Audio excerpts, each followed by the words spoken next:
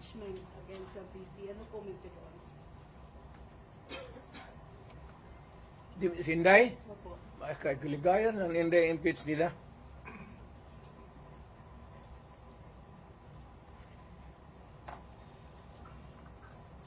Total, malayo pa man yung 2028. Di ba pasyal sa mga pasyal? So she's running in 2028 for president. Hindi, wala siguro. Sabi mo kasi malayo pa ang 2028. Therefore, yun ang conclusion. Kaya pa, malayo pa. Doon na tayo, pagdating natin, mag-decide tayo kung tama na yung, sabi ko nga kay Inday, tama na yung Vice President. Total, tatay niyan, Presidente man. Okay na yan. Mr. President, have you ever, there were reports that there were threats sa buhay ni Inday before at sa mga among his guards, and then did she ever confer with you or talk to you about it? We do not talk about politics, Inday. No, not politics, security. Security, kaya ni Inday. May security yan si Inday. Huwag kang maniwala, wala yung security. Being the father, sa ito yung gibati ito, nakita niyo siya na he was seeking for help and you were there. I suppose you were still awake that time. Sa ito mong feeling na yun? Lingaw. Meaning sugol. I am entertained. Wala man nangyayari sa anak ko. She is not hurt. Of course, there's yung hearing sa confidential funds niya. Bakit man ako magsabi matukotin mo ako i-invest mo ako confidential fund? O, sige, talungin mo ako. What did you about? Sige, you ask me. I'll give you the correct answer. What happened to your confidential fund, supposedly? Without. Well, it was spent properly. But why is she not answering the Congress daw? Confidential nga eh. Bakit patawagin niya ng confidential kung Pero yun kasi yung issue na ginamit. But you kept mum about it all along. hindi, lahat yan sila, pati yan si Martin Romualdez, wag binuha ng bilyon yan. Kaya, mausapan lang naman.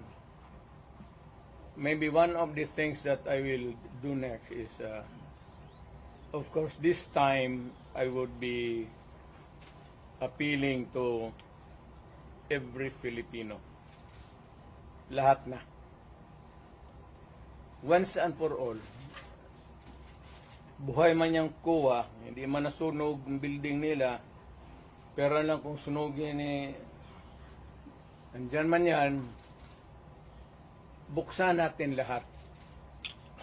Huwag na lang muna yung ibang ngayon yung this year lang.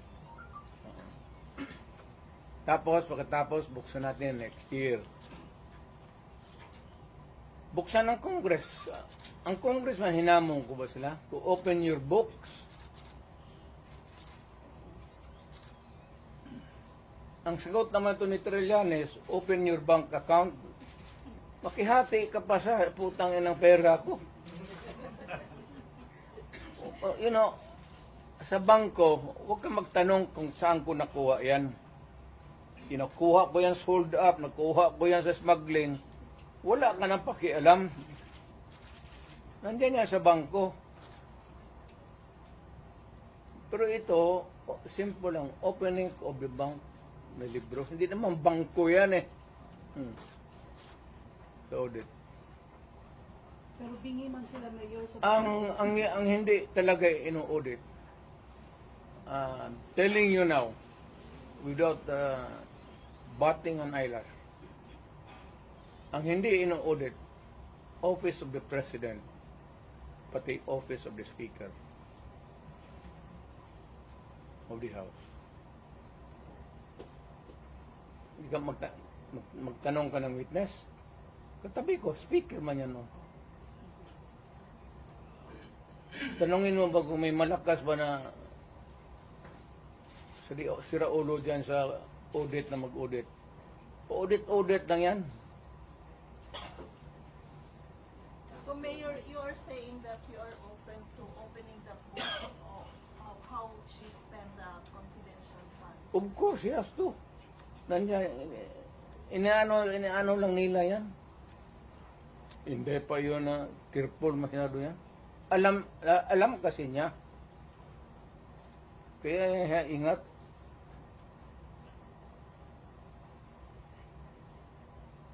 So why can't she just explain it, Mayor? Ine-explain na nga ha. Sa document nasa documentary ano pa. Ngayon pag na-present na lahat sa COA, kaya nasa COA ang ibang dokumento eh. Kaya nga sabi niya Zulaika, wag mo na munang ibigay dito. Kumpletuhin mo na yung COA audit namin. But that was the reason that Attorney Zulaika was cited for contempt. That's the reason why.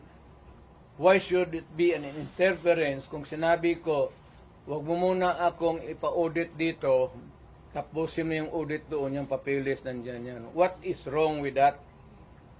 What is contemptible sa...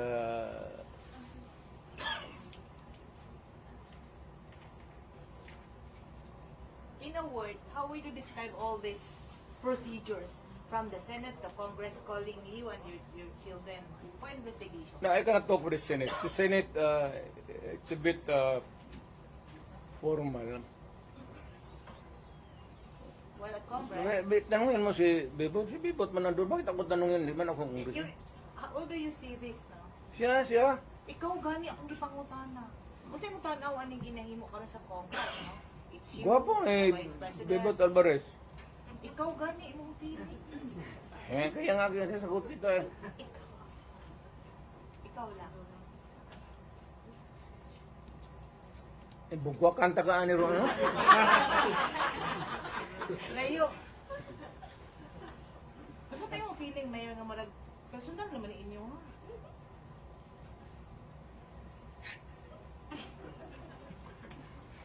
Para kayo na ba nun? You are yung pretended naivety ninyo klaro masyado. Alam mo naman yung politika yan eh. Alam ninyo walang oposisyon, walang liberal. Kaya nga ako naman, I'm aghast na ang ano nila eh, Marcos pati Duterte. Bakit wala man kami opposition kami in the sense that we can talk against them on many issues. Pero hindi sabihin mo na pero ang labas ngayon ang walang iba yung wala yung nasyonalista, liberal, ako PDP. But kami nga yung ano ewan ko ba. So you're the opposition now. Hindi man, but we will talk about issues against government. For, if it is for the people, if it is for the interest of the people, and against, if it is not good for the people. So are you open for those other politicians who would come in and join your group?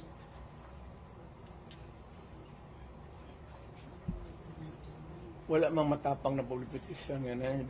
Bebot lang man. Sir, there are... Who will join you? Walang matapang? Ha? Walang matapang na politician who will join you? Mas grabe. Ito bebot kay nung military, paanuhin na dyan. Military, wake up. Sir, there are observers, no, from other countries. Hindi ganito yan, There's ha? a silent martial law in the Philippines. Correct. Yan. Ang tao ngayon wala nang mapuntahan. Kasi kay Zulaika. Biro mo, there was an order at a certain point yung the other night, dadalhin siya sa correctional institution. Kung natuloy nalagay siya, saan siya magtakbo? Hindi magagalaw itong Supreme Court kasi separation of powers. Lalo na Malacanang kasi tambalos-los bata niya. So itong tao walang matakbuhan. Yan ang sinabi ko.